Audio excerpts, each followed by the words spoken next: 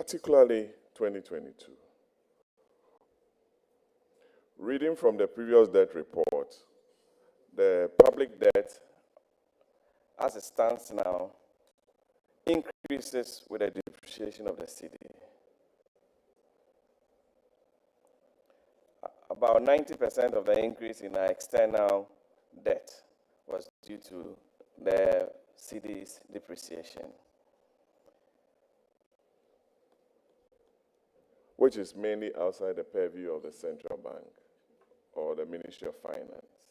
What are you going to do differently to ensure that exchange rate depreciation do not have a very negative effect on our balance of payments? Thank you. Thank you, Honourable Member. Honourable Nominee, your answer to the question. Mr. Chairman, thank you very much. Mr. Chairman, yes, this House always considers the debt report. The Finance Committee always considers the debt report. We started raising the red flags and asked the minister to act far back 2020. In fact, we deepened our call in 2021 and asked the government to act immediately. Our major concern at the time had to do with the exclusion of certain lines. ESLA bond, Sino-Hydro loan, Dache bond, and many others. And we said, what they are doing is wrong. And that as long as you are going to use government revenue, public revenue to repay this debt or service the debt, you should count it as part of the debt. So the debt that they were reporting excludes some of this debt that I've mentioned. We were ignored. But in the end, when Ghana went into the IMF program, we were compelled to add Sino-Hydro loan to the public debt. We were compelled to add ESLA bond to the public debt. We were compelled once again to add Dache bond to the public debt. So we came back to the basics. We in the NDC felt vindicated, but we don't seek that. We think it provides a very excellent lesson for all of us in the way we report our debt. Fast forward, that is why the NDC we've pledged in our manifesto to establish an independent debt management office so that we can report our debt in a very transparent manner to avoid past mistakes and to move on. The exchange rate issues you've mentioned are very genuine and very germane. Yes, as long as you borrow in another country's currency, foreign currency, when the cedi depreciate as against those currencies, because you express it as, in your currency, it will have an impact, and so your debt will be going up. But remember, it's also your responsibility to manage the currency, and it's not someone else's responsibility. And Central Bank, the Bank of Ghana, has a role to play in the management. In fact, they have to manage the currency and stabilize the currency. But the Ministry of Finance has a role to play. So the behavior of the fiscal authorities will have some positive or negative transmissions at the monetary side. And so together, we have to do it. When approved as minister, I will work or coordinate effectively with the Central Bank for us to be able to anchor the cedi together, so that between the Ministry of Finance and the Central Bank, we can anchor the currency. That must be done. I strongly also believe that monetary finance must be eliminated. We've done it in the past in 2016, and monetary financing has a role to play in the inflation that we saw in 2016, and the cedi that we saw depreciating to a level that you are talking about. So we need to work together and find a way to deal with the concerns that we've raised. I'm committed to that, and we'll work to do that. Thank you. Minister, there's just a question to the chairman. I know there are some cocoa farmers in and around Jinapor and Dominic. Masin area, Denchira, Ashanti, Western North, they are all listening to you. And they would want to know from you as Minister of Finance, because under the previous administration, Cocoa Board was moved from the Ministry of Finance to Ministry of Agric. People had issues with it.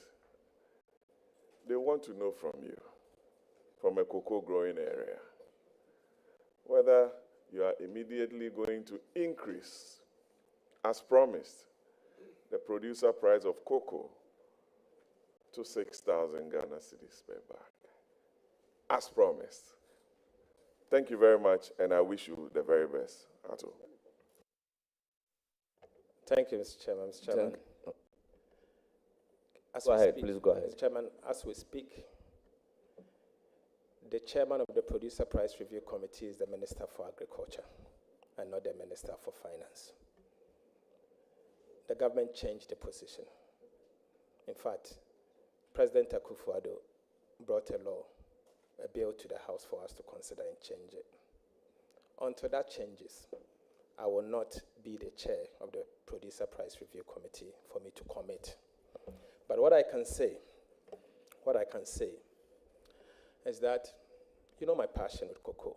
I do not have a cocoa farm myself, but I recognize the work of the cocoa farmer.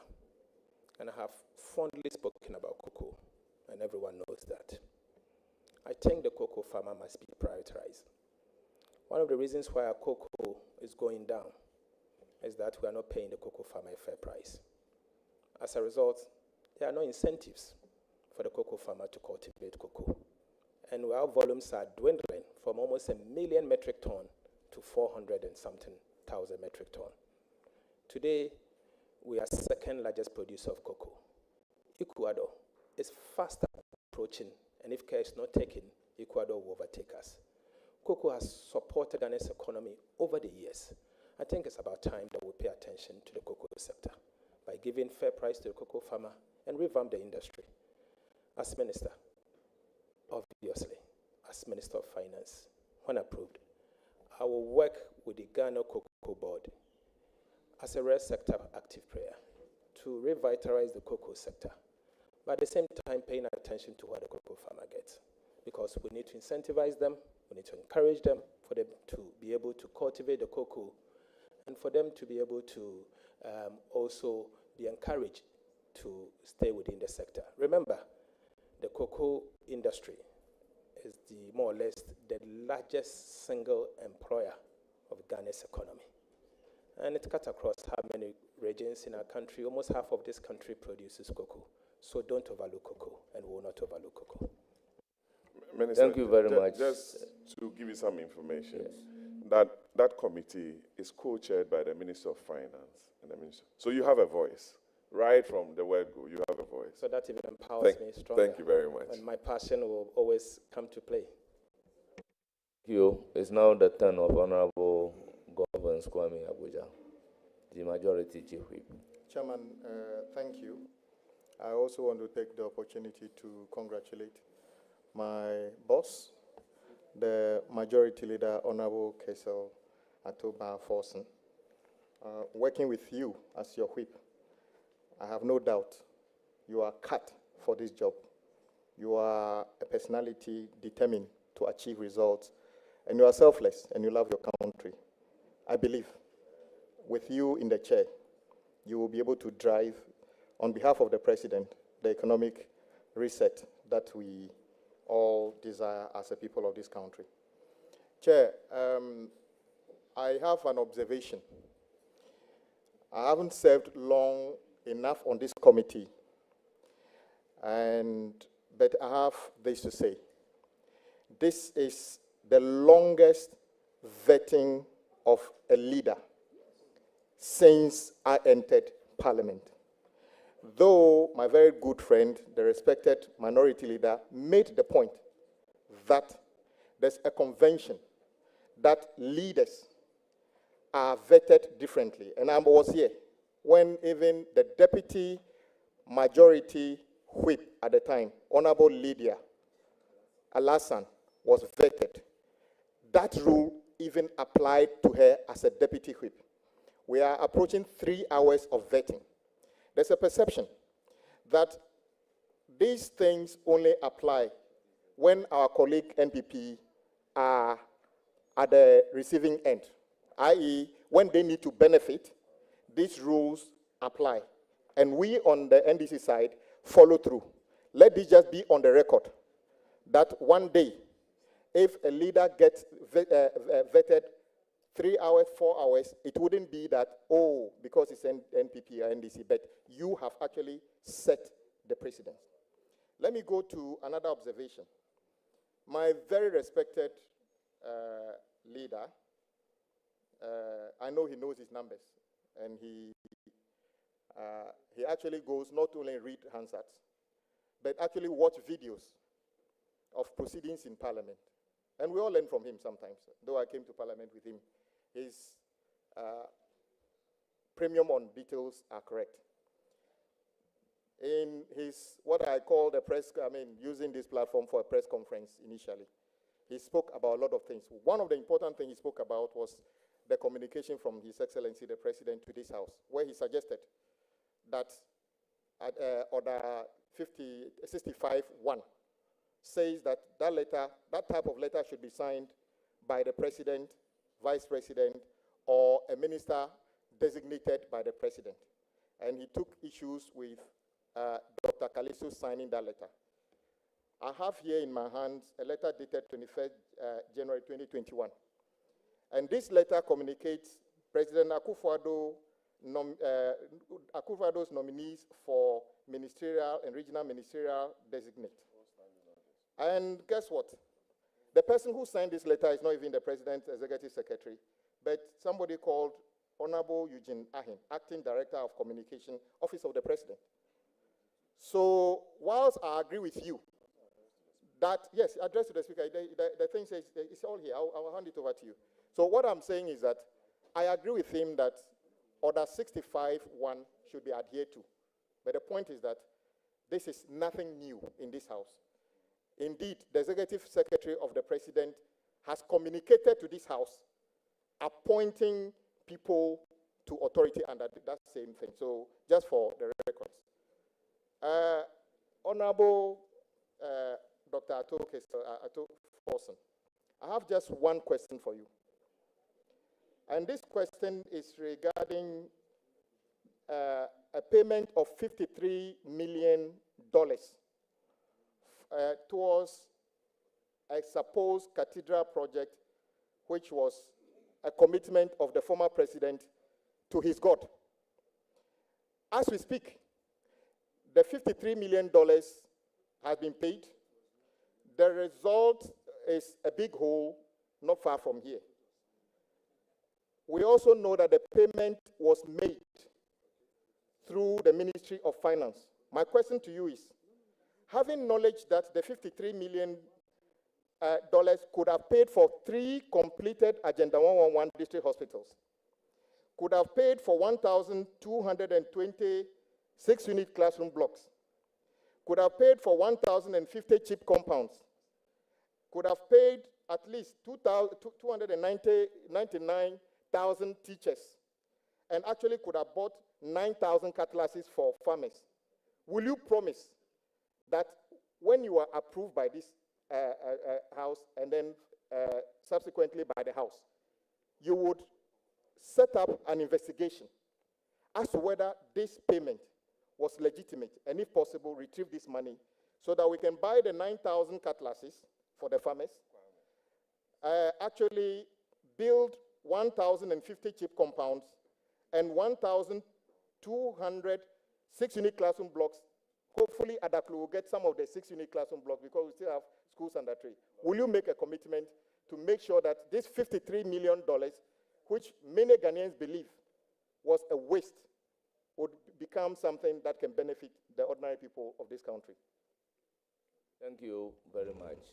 Before you proceed to answer the question, let me reiterate the fact that regarding the form of the communication to Parliament, I indicated quoting a decided case to support. as a matter of fact, it's not about the form but the substance. So let's leave it there. You may proceed to provide an answer to the question. Thank you. Mr. Chairman, thank you very much. Mr. Chairman, this takes me back to what I started earlier.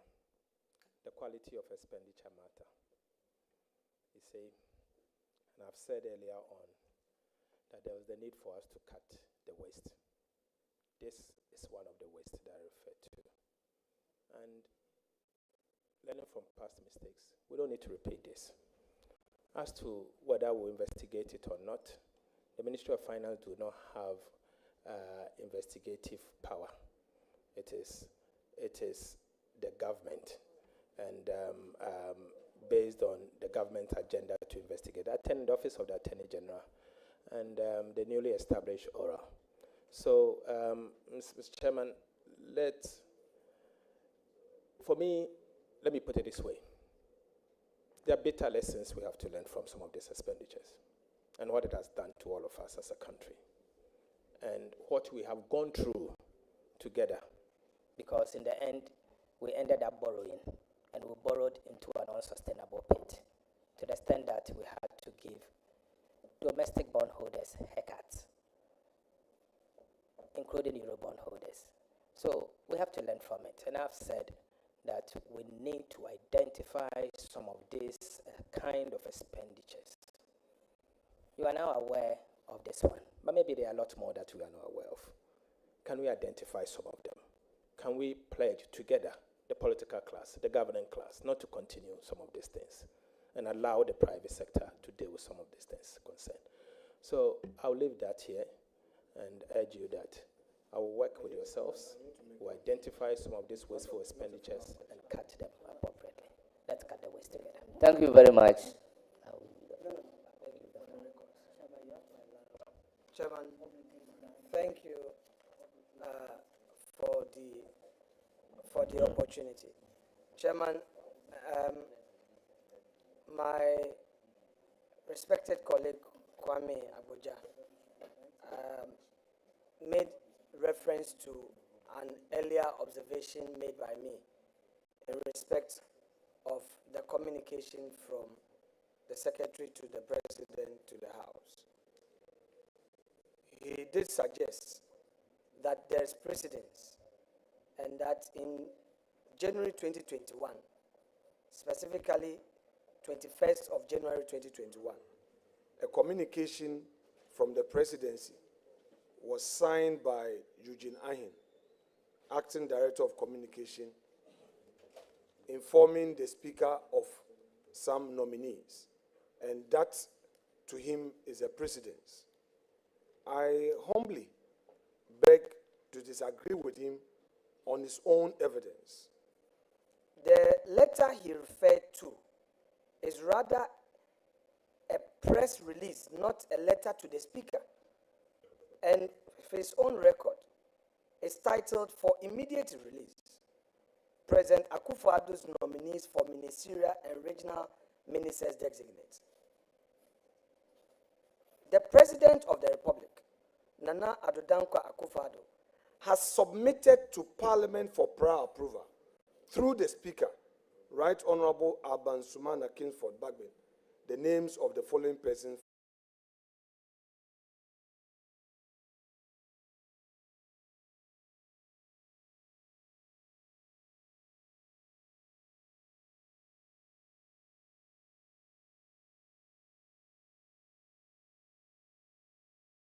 to the Speaker.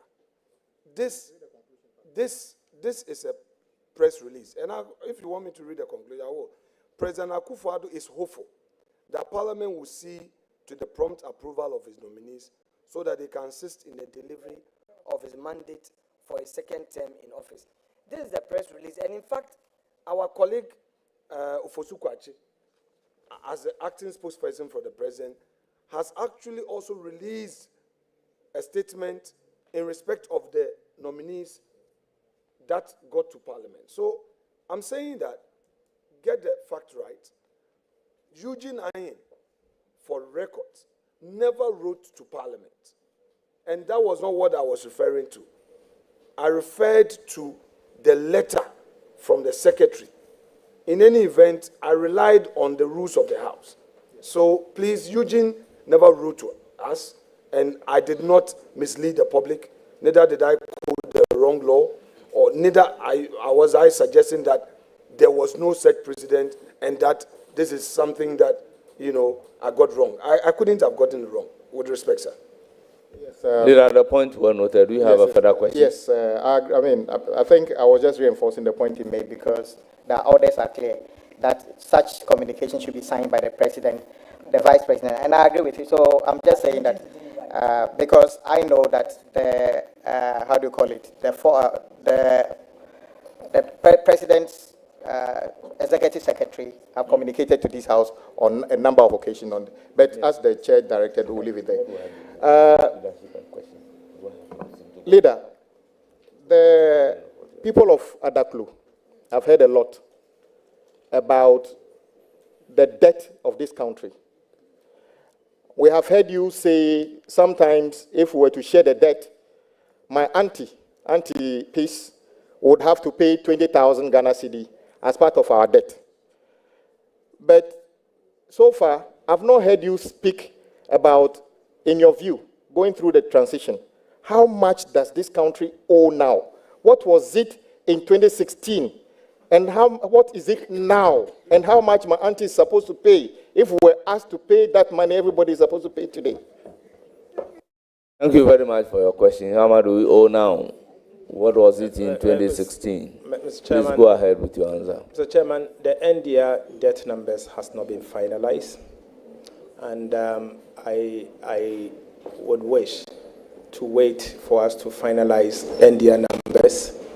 And then as part of the budget, we can announce same.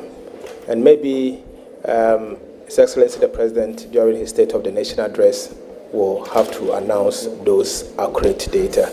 For now, I will urge that we wait until they finalize NDR numbers because the fiscal fits into the debt, and so we'll be able to know exactly what is Ghana's public debt. I don't want to say something and change my position tomorrow, so I beg that you leave that to the NDR numbers. Thank you. Honorable, it's now the turn of the Deputy Leader, Honorable Patricia Apiaje.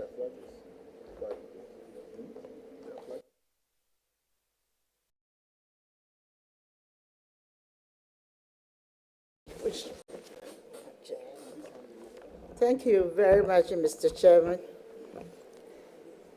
Honorable Leader, that's my favorite leader. Having been here for all this while, I've been wondering how many sins this committee has committed to fast-track your vetting today. I've been wondering how many sins we have committed, and I've been wondering whether Ghana, Banana Republic, has been transported back to Ghana. So that's my first question. Should I treat it as a comment or a question to the nominee? I've been wondering, and I need an answer from my leader. Mr. Chairman, thank you very much. Mr. Chairman, I remember enumerating the number of sins she's committed as the vice chair of our appointment committee. So, Mr. Chairman, I'm not a member of the appointment committee. I cannot be too sure the sins they have committed. That one is between you and your God. I think you mean you don't know the sins we've committed as a committee for fast-tracking your vetting today? A vetting that was supposed to be held tomorrow and is being held today? And we were even expecting it to be held in the next 2 weeks. Anyway, I like your answer. Honorable Leader, on behalf of the cocoa farmers across the country, and on my own behalf, I'd like to congratulate you for your appointment as the Minister Designate for Finance. Honorable Leader, the current cocoa price, producer price of cocoa, is 49,600 per ton. That is 3,100 for 64 kg bag. Over the past 1 year. Are you talking in terms of dollars or cedis? Cedis, I want to be clear. Over the past 1 year, you've been advocating for higher producer price for our cocoa farmers. And you know they are very happy that given the nod, you are going to be on the seat. Should you get the nod from this house, what reasonable and fair producer price must our cocoa farmers expect from the new administration? And when will this review take place? I would like to mention specifically the figure you mentioned, 6,000 per bag of cocoa. Thank you. Mr. Chairman, without a doubt, I'm a biggest advocate for cocoa farmers. I've done that in the last 8 years, and I've fought for the cocoa farmer, year in, year out. I will not change that. I will work to improve the lot of the cocoa farmer, recognizing their contribution to the economy, recognizing that the cocoa sector has been the mainstay of Ghana's economy for years. My concern, and I've always raised these concerns, has to do with the fact that the sector is collapsing and dwindling at a very fast rate, in fact, at an exponential rate. I think we need to do something, including the farm gate price and revamping the sector itself. I've said that the ministry, the Ghana Cocoa Board is currently under the Ministry of Agriculture. It is not under the Ministry of Finance, unless there's a policy change. But let me speak to what is before us now. It is not under the Ministry of Finance. So I do not have the sole power, prerogative, to announce cocoa price today. But obviously, as a minister, I'll be the champion for cocoa farmers, and I'll make sure that they get a fair price. Thank you. Thank you very much. Any further question? Yes, this will be a follow-up because I remember vividly on the floor of Parliament, the minister indicated that he is going to advocate for 6,000 a bag for cocoa farmers. And I'm surprised that you are now saying that it doesn't lie within your sole prerogative to do that.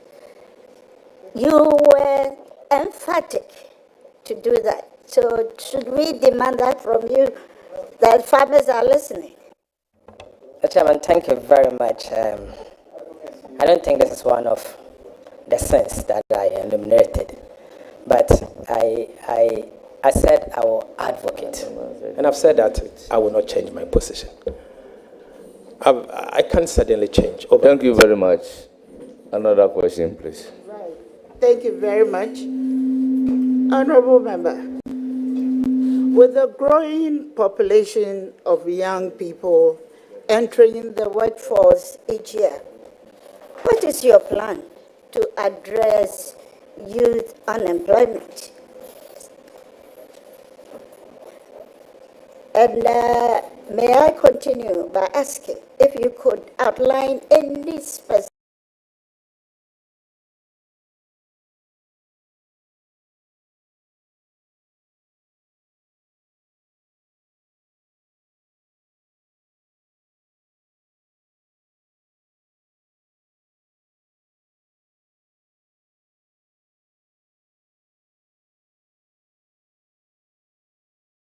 programs to support entrepreneurship, skills training, or expansion of industries that have high job creation potential?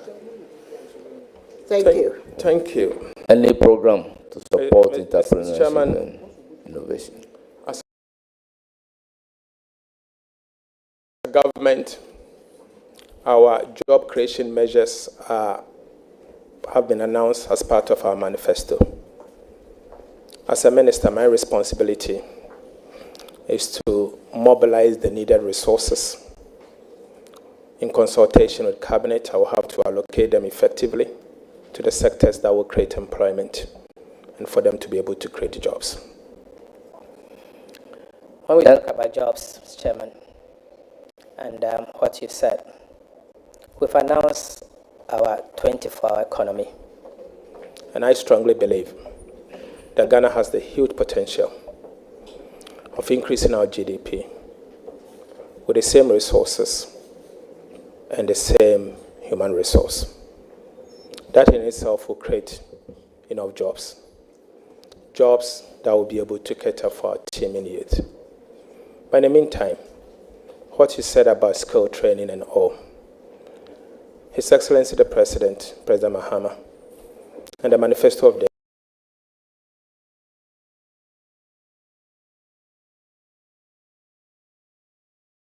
DC has not minced words on this. We are going to set up a structure to train skills, give them access to the required training, and give them the tools for them to be able to learn the trade. I'll fund it as a minister, if approved, or when approved, in such a way that the skills that we lack as a country, we can train them locally and give them employment. Today, most of us, anytime you want to get good artisans, you go to our neighboring countries and bring them in. But we have the youth here. Why don't we give them the training? I think we need to revisit that. And I'll work with the sector ministers and be able to allocate the needed resources to them. And as I've said, that is my role as a minister responsible for finance. So we'll allocate the revenue, the resources to them for them to be able to. Then I will mobilize the resources and be able to allocate them effectively and efficiently. Thank you very much. Any further question? Yes, I'm very much interested in the answer to my last question, but I'm looking at the development of women, and I'm highly interested in your manifesto promise to set up a women development bank, and then free tertiary education. And I know all these things are going to be of a prime benefit for our ladies or our women in the country. With a proposed reduction in taxes, is fiscal consolidation a priority for the government in the near term, taking into account government's manifesto?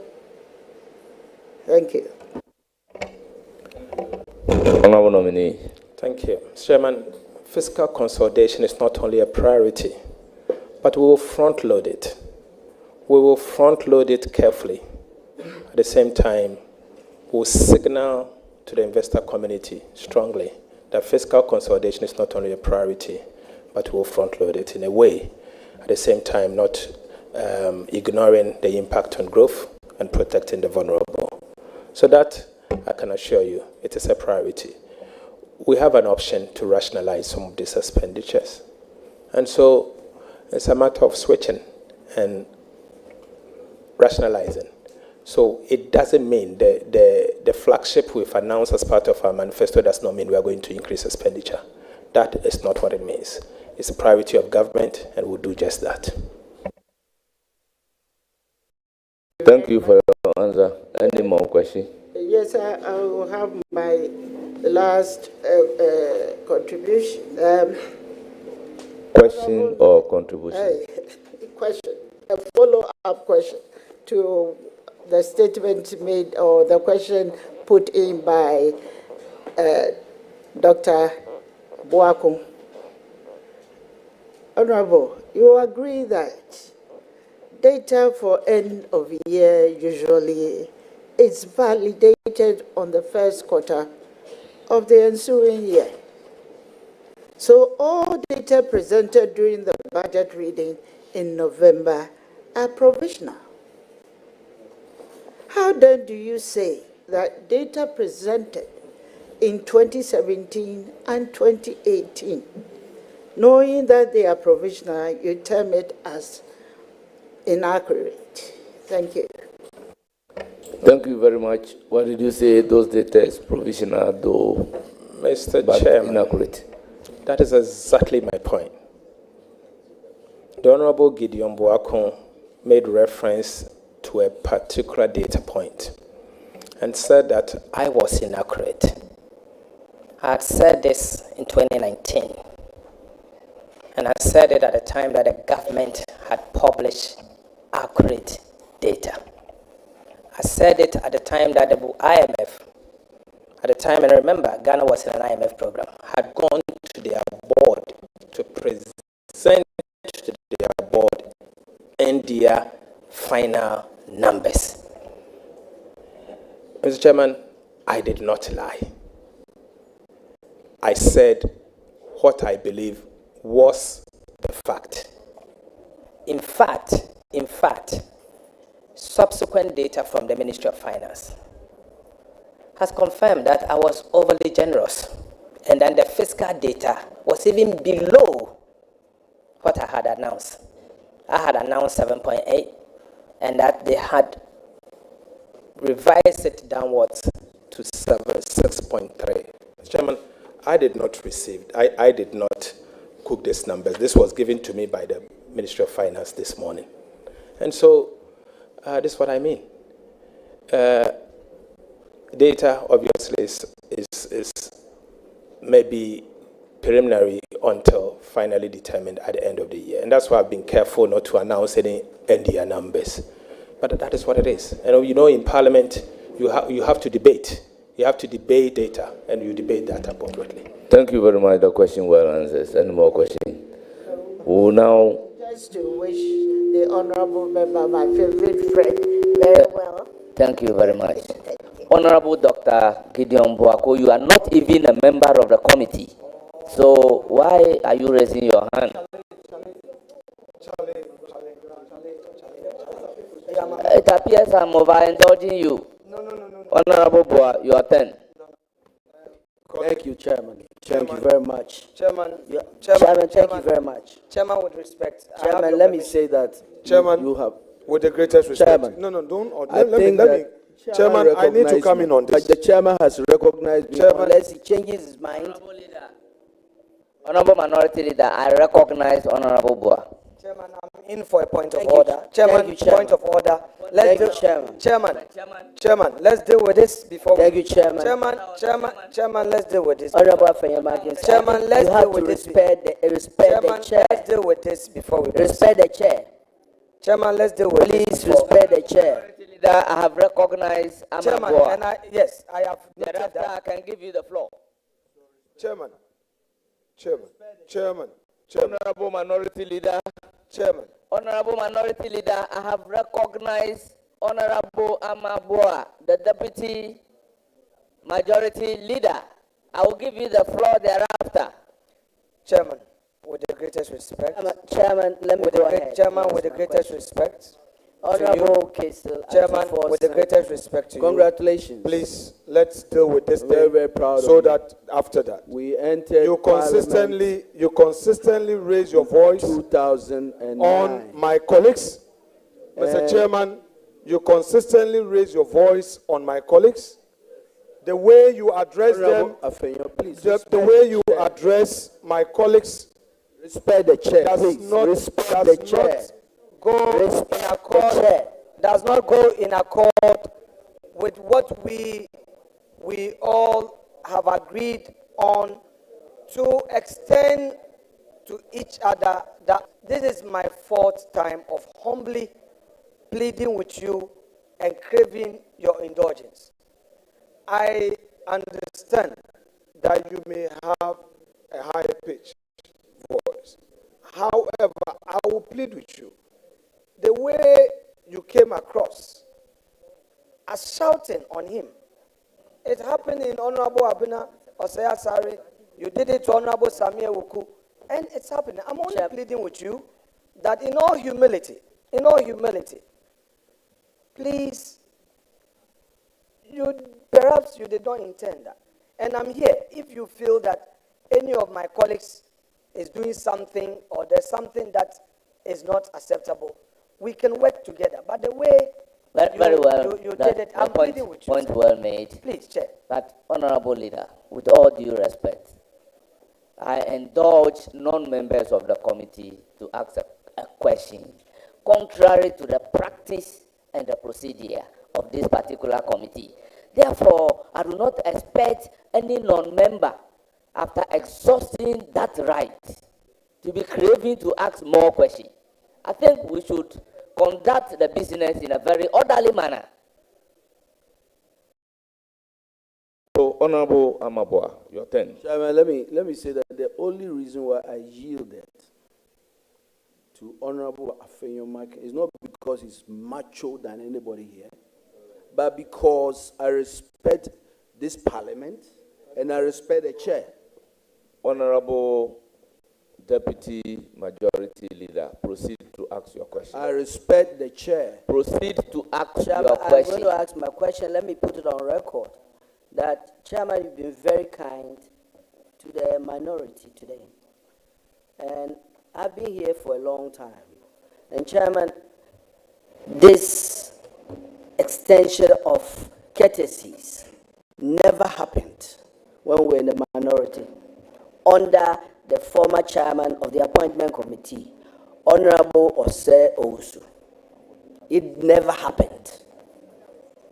And we have to make it clear that you are the only chairman that can allow anybody to speak. Honorable Afenyomak is the ranking member, but you have to give him the right to speak. Anyway, congratulations, Honorable Ato Forson. I entered Parliament with you in 2009. I know that we were about 42 on our side, and then the other side also had a number. We were all together about 92. Today, after 16 years, well, we are only 4 left. That speaks volumes about the attrition of Parliament.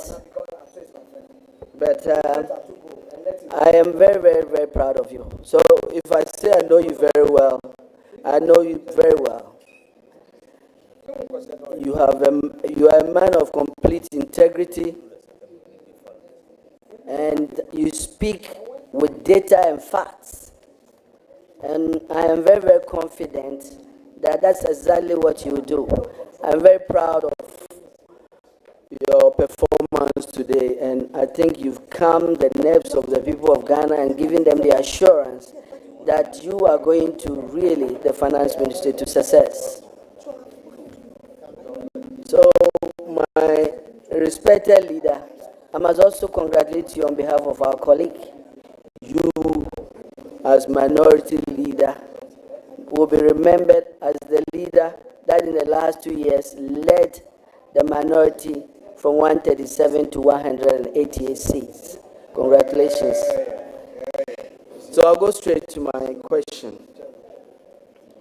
Ghana's economy, Honorable, is grappling with serious challenges. I think you've talked a lot about them.